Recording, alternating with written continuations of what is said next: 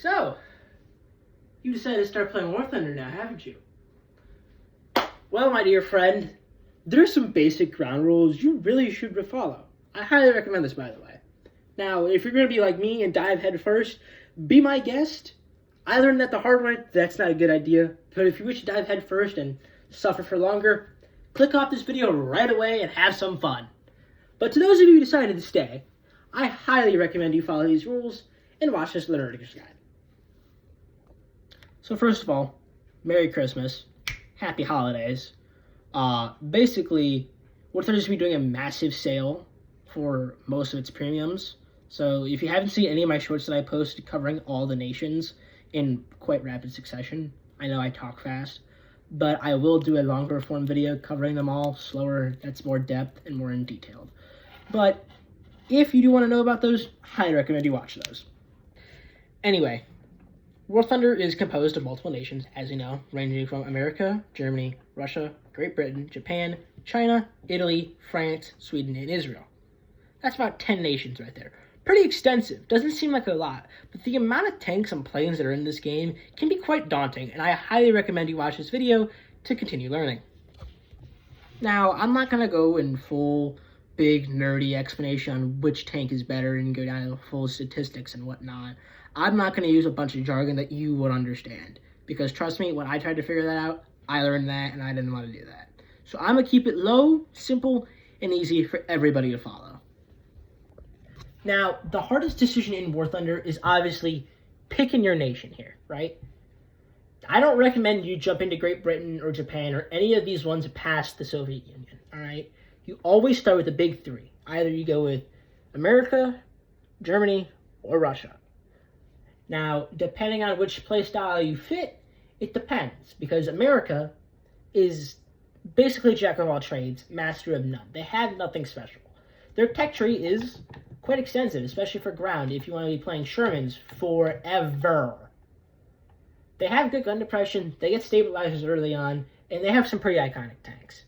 But there's nothing really special about them, and if you're in for the long run, then I recommend you play this. Now, America's air tree is also quite extensive, having some iconic planes, as well as some pretty good bomber aircraft and fighters as well. Most of it's mainly repetitive until you get past 2.3 and 2.7 and early 3.0. But once you get to like the P-39, the P-51, and the F-40U Corsairs, then you're basically fine. You can just continue with those planes until you get later, until like around the B-29 area and early jets. So that's all really about it. But for the most part, it's a very good extensive tech tree. Again, if you're in for the long run, I recommend you play this. A lot of the planes are good. They're very versatile, very powerful. I don't want to say fast, but also I don't want to say slow either. Again, they have some iconic tanks, like tanks and planes for that matter, actually. F-15, F-18, F-14, Harrier, F-16, and then over here you have the F-20, the F-4, the A-10C, a lot of iconic planes, and honestly, it's a very good tech tree. Now, we're on to Germany. Germany has some of the most powerful tanks in the game. It's the players that hold them back. Now, most of first tier here is going to be light and medium tanks, but you start off with some pretty good armor, especially for low tier, that is. They have some honestly really good iconic tanks. I highly recommend once you get to like rank 2 and rank 3, you're going to be having an insane blast by playing the Panzers, the Sturr Emil, and the Max, as well as the Stug 3 over here, as well as the few Martyrs. These few tanks here are awesome. Tiger H1, Tiger E, VK, and Panther, all very good. Especially in the later tiers when you start getting into the Tigers, the M41s, and all that. A lot of them are very good. Some of them are Western tanks, yes, but most of them are pretty good. Now, I know I've said a lot about a lot of these three nations, but I'm going to go into depth on what each tank is and how they operate. But for the most part, Germany has a pretty extensive tree. Very good tank destroyers, very good medium tanks, and overall, very well thought out and very good.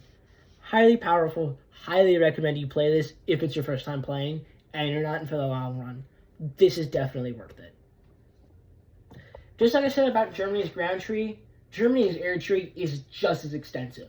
Already starting off with insane fighters and bomber aircraft, especially at low tier, is amazing. You can get a lot of research early on, especially in low tier.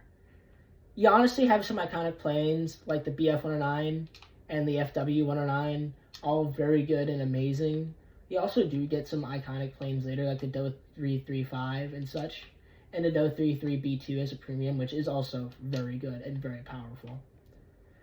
And then you finally get the Messerschmitt 262, which is also very good. And you get a lot of early jets, not until here, but again, a lot of iconic planes, a lot of overall very good ones, and plus you get the Eurofighter. I think that's pretty awesome, you know?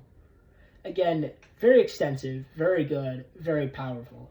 And like I said earlier, I'm going to go in depth on which each tank and plane does and how they operate and how you should play one of the big three. Now, we're on to the Soviets. Now, as you know, I'm a big Soviet main, so this right here is my playground. I'm going to have a blast explaining this to you all, and I hope you all enjoy.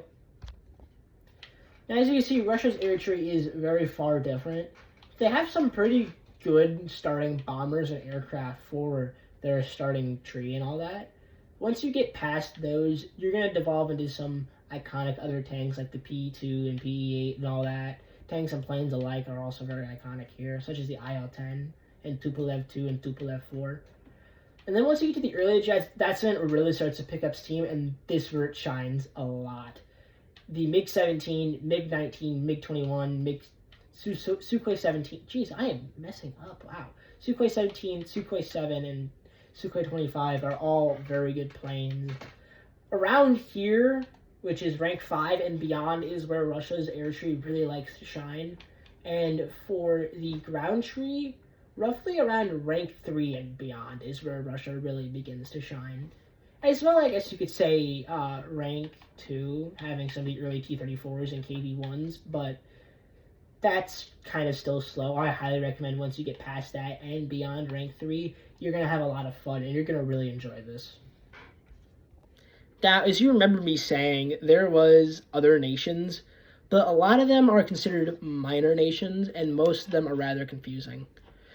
British ground tree is extensive and amazing, but I'm not going to go into full in-depth because I prefer to teach you all the big three before getting on to the other ones. I hope you all understand that. This will be a two-part series of me discussing the rest of the nations as well. Sorry. But overall, yeah, that's just about it. Japan is very good. Their armor is pretty weak, though. China is just a big copy-paste tech tree. Italy,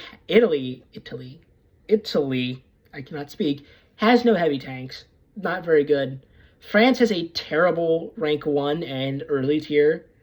Sweden is only for those who really want a good challenge or already have experience under their belt.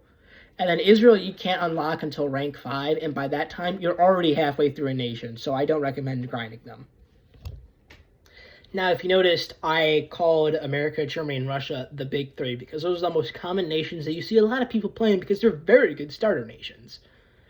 However, a lot of those tanks and planes suffered from a lot of different things, so that's what this section of the video is about. The big three's most largest faults, all right?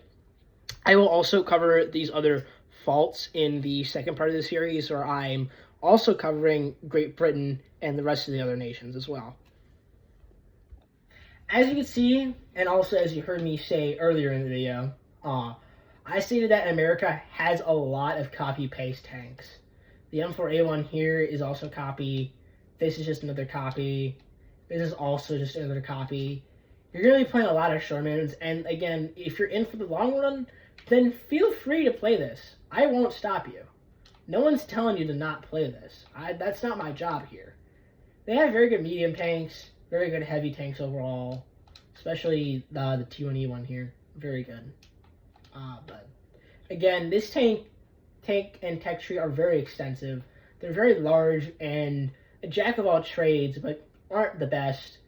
I've seen a lot of people struggle around this area here, where most of the players end up getting caught, because their tanks are good, yes, but they struggle heavily here. And even if you do get here, a lot of their tanks aren't the best, and some of them are kind of stupid looking, like M60A2 here. Brother, what is this? What are you? You know? What does make up for it is the good premiums like the T54E1 here and the T54E2 as well. Both very good. This M60A3 is also pretty good as well. But for the most part, their top tier is pretty decent. And their early Cold War and late Cold War vehicles are also pretty good. I don't recommend you get this vehicle though. Not the best. But overall, again, this tank and tech tree are very extensive, very long, but I don't recommend you play these. Especially this nation, due to it being so long and extensive, that you'll be struggling a lot, especially in the early tiers here. Around probably this area here. Seems about right. Now, around the time when I started talking about Germany in this video, I did say that they have some of the most powerful tanks in the game, as well as planes. Which is true, yes. That statement could never be more true. But a lot of people often end up struggling here in this fall-off area, especially with late World War II, early Cold War vehicles. Not only do you have massive tank destroyers like the Jagdtiger here, but then you also have tanks like the Leopard 1 and M48A2. It's just a big jumbled mess. Now, I don't want to put shade on any German players. My best friend, he's a German main. I don't mind him at all. Germany has very powerful tanks, but the player base for Germany just holds it back severely because they are so unaware. If you do have good situational awareness and awesome game sense and play Germany, then I highly respect you. But for the most part, most of their tanks are not built for rushing in. America has good tanks for rushing in and doing frontline work. Germany has them for those for as well, but the light tanks don't come until later around this area here. So again, Germany's more for sniping, this one's more for do it all, and then when we get onto Russia, I'll explain everything there. Now, Russia is mostly for frontline and sniping. Now, Russia does struggle with having a good reverse gear, and as well as having good gun depression due to their tanks having very poor gun depression and very poor reverse gear. So, again, this tech tree is fun to play. You have awesome and iconic tanks such as the IS-3, IS-2, T-34 over here. This is the 100 variant, but still. And as well as the T-55 and T-72A. All of these tanks are very good and are very powerful. The only thing that's holding them back is the gun depression and the reverse speed. Very few Russian tanks have decent reverse speed, and the only ones that do are the ones that are heavy tanks. I'm not sure why that is, but that's just kind of how it is. Russia does, yes, have very good frontline brawling tanks due to their massively good armor, but they have poor gun depression, so I won't recommend you charging over hills with these, okay? With Russia, you do have to play a little more strategically, as you are more limited than Germany and America, so yeah. So I do recommend playing this on more flat ground. Like, if the enemy is on a hill, let them charge to you. You let them come to you. You don't go to them, alright? Got it? Cool. Now that all preamble stuff is all out of the way, we can finally get into the area where I really want to start talking about the tanks and planes and how they all are different. Now, due to Christmas coming up soon, I really wanted to make this video and show the difference between most tanks and most planes in the game. So we're going to be starting off strong here with tanks, and we're going to go to the American tech tree here, alright? So, there's different variation of tanks, obviously. There's medium tanks, there's light tanks, there's self-propelled anti-air, and there's tank destroyers. How to identify these, as well as also the heavy tanks? Light tanks are often small, like this one here. This is the N24 Chaffee. This is often small, has a good gun, but no armor, and is mostly mobility. Another good example of this would be also the M18 Hellcat. Now, onto the medium tanks. The medium tanks are rather considered the jack of all trades due to them being able to do basically everything. Let's take the M4A2 here. It's a Sherman. It has good armor, a decent gun, and decent mobility. It's very good. A lot of these tanks can be easily identifiable due to their shape and size as well as engine sound. So if you have a good pair of headphones and also good game sense, you can identify most of these tanks very well and easily. But how in order to play them, you want to play light tanks like fast, mobility, kind of sniper-like, and medium tanks you want to play as more frontline brawlers. Another one for the history books here is self-propelled anti-airs. The self-propelled anti-airs are more or less mainly for planes. Like, you really ever rarely pull out an SPAA. But if you want to have a fun SPAA to play, I highly recommend you play the Gepard from Germany. But again, you don't normally face these off against tanks due to them having like no armor and no firepower. All they have is mobility, and that's it. For tank destroyers, they basically sacrifice everything for a decent gun. That is it. The M10 GMC here has a high velocity 76mm gun, but no armor. The thing is terrible and has very poor turret traverse speed. Now for heavy tanks, they can vary, obviously. Another one could be the M6A1 here.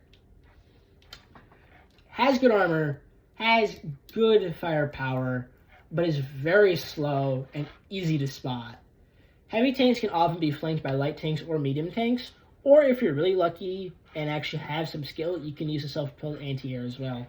Tank destroyers, though, are often the best way to take care of heavy tanks because they have enough firepower to punch straight through their armor. But again, you want to play self-propelled anti-airs strictly for plane or flanking and distraction. Light tanks you want to play for flanking and sniping. Medium tanks you want to play for kind of do whatever you want, however they fit your play style. And medium tanks are just strict frontline brawlers. Don't do anything else with them. You never ever flank in a medium, not in a medium tank. Well, yeah, you shouldn't really flank in a medium tank, but you also should never flank in a heavy tank. Now we're on to the air tree. Now, most of the knowledge I've just shown you mainly applies to all nations here. It doesn't just strictly apply to America, so yeah. But if you noticed, you could also see little markings here, right? I don't know if you can zoom in on that. Let me pick up my phone here, but you can see there's a little triangle, right? A little diamond. That can help you identify what aircraft it is in the menu screen, right?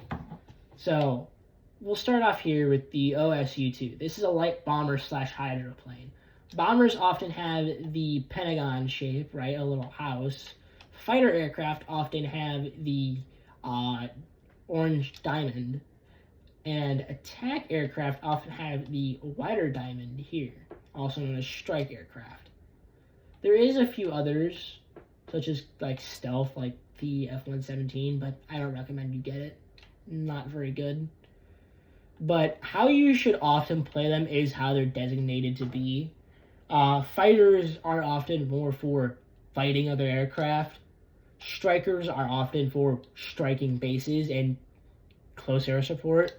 Bombers are often for, again, close air support and striking, and you really shouldn't dogfight in them because it's not the best. As you get further on down, a lot of the striker and fighter aircraft lines get blurred because it's just so versatile and good. The P-61 here, right? Very good aircraft. You can dogfight in this like a fighter, and you can also do close air support in this. I don't know why that is, but it's just that versatile. It's that good.